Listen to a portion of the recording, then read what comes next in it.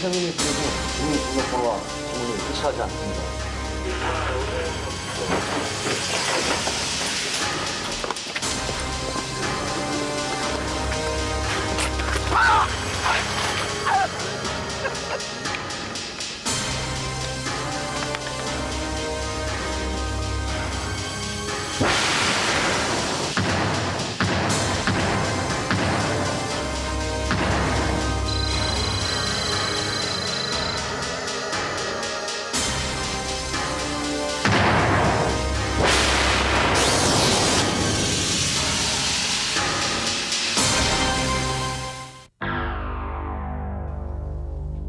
오 년 전에 죽은 사람이 버젓이 돌아다닌다?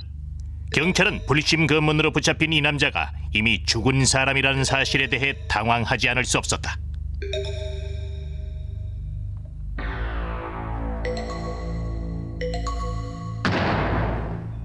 그가 진짜 정성우라면 지난 95년에 있었던 그의 사망 신고는 거짓일 가능성이 높다. 그렇다면 어떻게 이런 일이 발생하게 됐을까?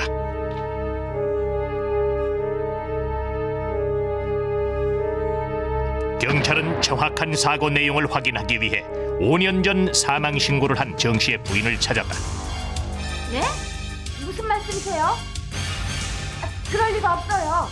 우리 그이는 이미 5년 전에 교통사고로 죽었어요. 제가 유품이랑 시신까지 다 확인했어요.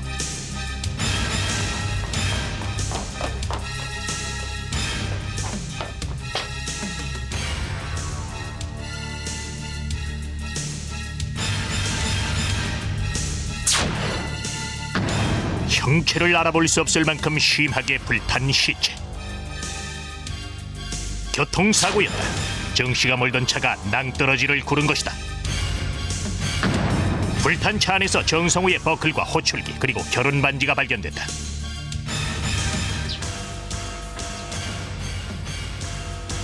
유류품을 확인한 이미연 씨는 남편의 죽음을 받아들일 수밖에 없었다. 도대체 이 일을 어떻게 설명하실 겁니까? 전 정말 모르는 일입니다. 아마도 집사람이 저하고 연락이 안 되니까 사망 신고를 한 것 같습니다. 아, 그게 말이 안 되잖아요. 아, 연락이 안 되면 가출 신고를 내야지 왜 사망 신고를 합니까?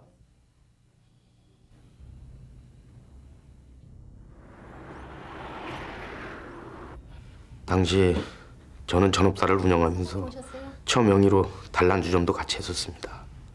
빚을 내서 시작한 장사였어요. 근데 생각했던 것만큼 장사도 안 되고 현상 유지도 힘들었습니다.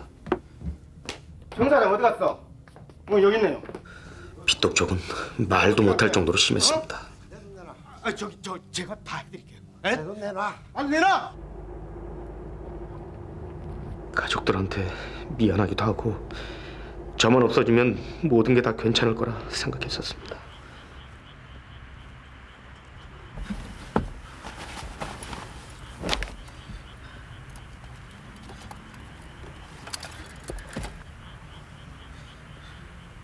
소지품도 다 두고 내렸습니다.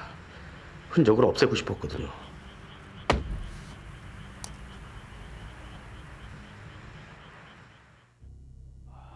여관에서 자고 일어나 텔레비전을 켰는데 아침 뉴스에서 누군가 제가 버려둔 차를 타고 사고로 죽었다는 걸 봤습니다. 무서웠습니다. 그래서 도망쳤습니다. 용의자 그 첫 번째 진술을 들었을 때 직감적으로 이 사람이 거짓말하고 있구나 그런 생각이 들더라고요. 누가 그 나무 결혼 반지를 끼고 옷까지 입고 바로 그날 사고를 냈겠습니까? 경찰은 5년 전에 종결됐던 사건을 다시 수사하기 시작했다. 그런데 뜻밖에도 당시 수사 자료에서 타살 흔적 몇 가지를 발견하게 됐다. 사고가 난 지점에서 발견된 차량이 끌린 흔적, 그리고 정성우가 사고 나기 불과 몇 개월 전 보험에 가입했다는 것이다. 그가 사망했을 경우 받을 수 있는 보험금은 2억 5천만 원. 보험금은 그럼 누가 탔습니까? 아마 제 차가 탔을 겁니다. 부인이 보험료를 탔고 정성호 씨는 그 내용에 대해서 전혀 모른다. 이봐요, 정성호 씨. 부인 이미연 씨와 공모해서 허위 사망 신고하고 보험료도 탔던 거 아닙니까? 아닙니다. 절대 아닙니다. 저희 집사람은 이 일하고는 절대 관계가 없습니다. 사고가 있던 날 밤 저는 제 차를 타고 집으로 가고 있었습니다.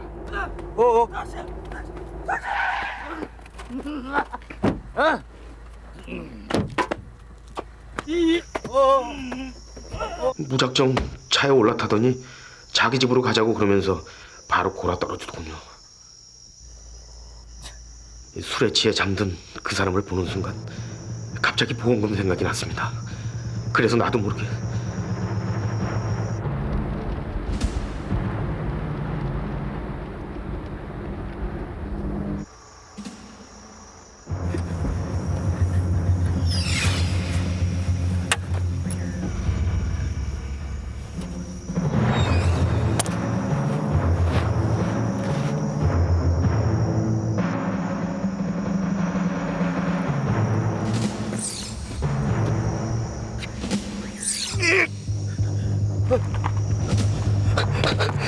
과연 그의 말대로 순간적인 충동에 의한 범행이었을까?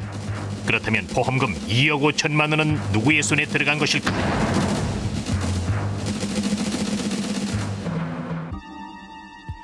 남편이 보험에 들었다는 건 몰랐었어요. 사고가 있고 며칠 뒤에 보험회사에서 직원이 찾아왔었어요. 그때서야 알았습니다. 아니 그럼 남편이 살아있는 사실을 몰랐단 말입니까?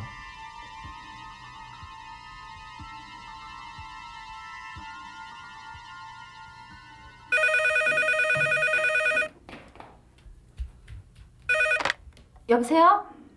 여보세요? 아, 도대체 누구야? 여보세요? 끊지 마. 안 돼. 그동안 어떻게 지냈어? 누구세요? 여보, 나야. 그럼 그때 남편이 살아있다는 사실을 알았겠네요. 사실 그때도 긴가민가 했거든요. 꼭 누군가 장난 전화하는 것 같았어요. 만난 적 있습니까? 아니요. 그 후로 전화만 몇 번 더 왔었어요. 애들은 잘 있어요. 이제 전화 그만했으면 좋겠어요. 애들한테도 그렇고 당신은 이미 죽은 사람인데. 죽은 줄로만 알고 있었던 남편이 살아있다는 사실을 알게 됐을 때 그저에게는 이미 동거 중인 남자가 있었다. 돈은 준비됐어? 돈도 이제 얼마 안 남았네. 걱정 마. 어? 이젠 돈 벌 일만 남았잖아. 보험금은 대부분 동거남의 사업자금으로 쓰였다. 5년간 도피 생활을 해왔던 정성우에게는 단 한 푼의 보험금도 전달되지 않았던 것이다. 경찰은 정 씨와 부인이 공모했을 가능성은 없다고 판단했다. 부인의 혐의 사실은 없는 걸로 잠정적 결론을 냈습니다.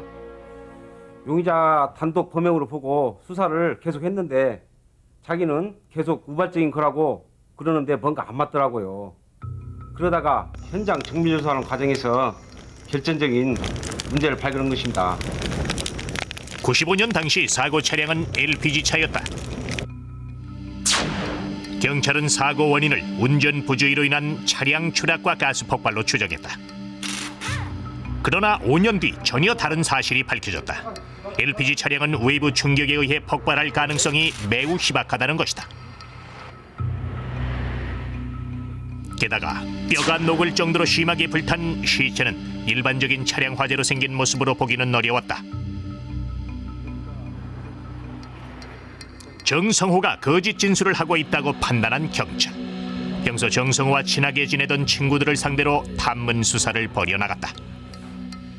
용의자 그 주변 인물들을 탐문 수사한 결과 용의자하고 같이 순천에서 살았다는 친구를 찾아냈어요. 정성호를 만난 사실 있죠? 언제 만났습니까? 97년도에 처음 만났습니다.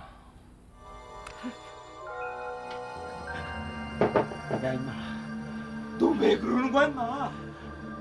술에 취한 정성호는 그동안의 모든 일을 털어놨다. 2억 5천만 원이에요. 저 혹시 납입금이 비싸다 싶으시면 다른 걸로 보여드릴까요? 아닙니다. 그냥 이걸로 하시죠. 예, 그럼 그러세요. 여기 성명 쓰시고요. 주민번호 쓰시면 돼요. 그의 계획은 치밀했다. 정성호는 먼저 생명보험에 가입했다. 매달 꼬박꼬박 보험료를 내는 것도 잊지 않았던 정씨.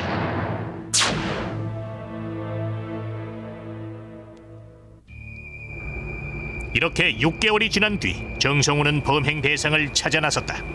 그러나 자신과 체격 조건이 비슷한 사람을 찾기란 쉽지 않았다.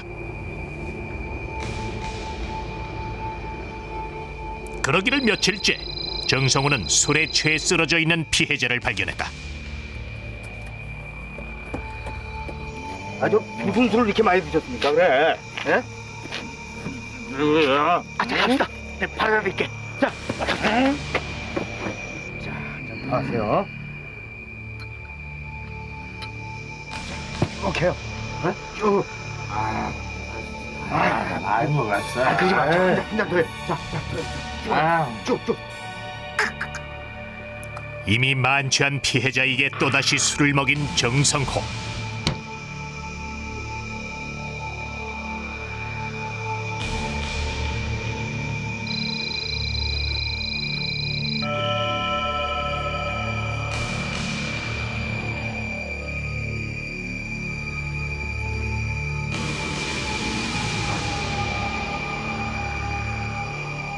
피해자를 살해한 뒤 시체를 차 트렁크에 숨겨둔 정성호는 완벽한 알리바이를 만들기 위해 곧바로 집으로 들어가 잠을 잤다.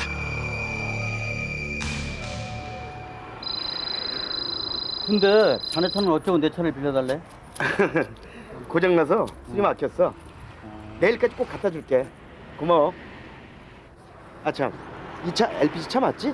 그렇지. 왜? 아니야. 친구에게서 빌린 LPG 차량에 시체와 자신의 소지품을 옮겨 실은 정성호. 그리고 이것을 태우기 위해 석유까지 준비했다. 그리고 그날 밤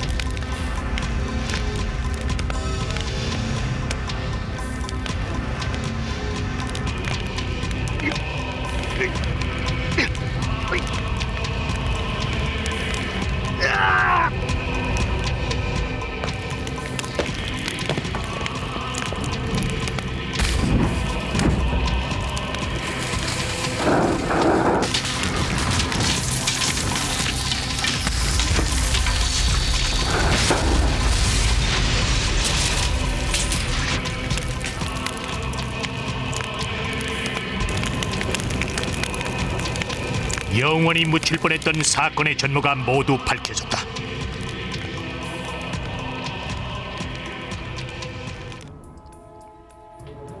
이제 남은 것은 피해자가 누군지 밝혀내는 일이었다. 정말 누군지 모릅니다. 신원 확인을 안 했으니까요.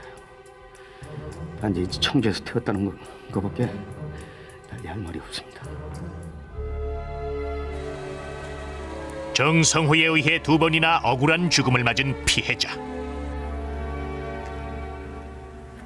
95년 청주에서 실종된 사람들을 상대로 수사가 시작됐다. 그러나 아무런 흔적도 남아있지 않은 사람을 찾는 것은 쉬운 일이 아니었다.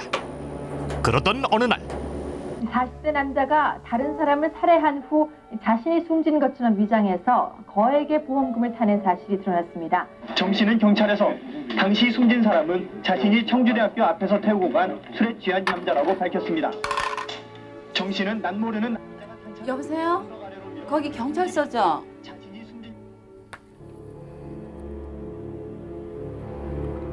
사진 좀 자세히 봐주십시오. 이 사람 맞습니까?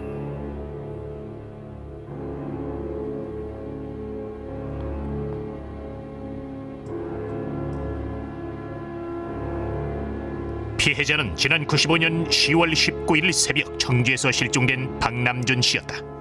교육 공무원이었던 박 씨는 당시 동료들과 술을 마시고 귀가하던 중 변을 당한 것이었다.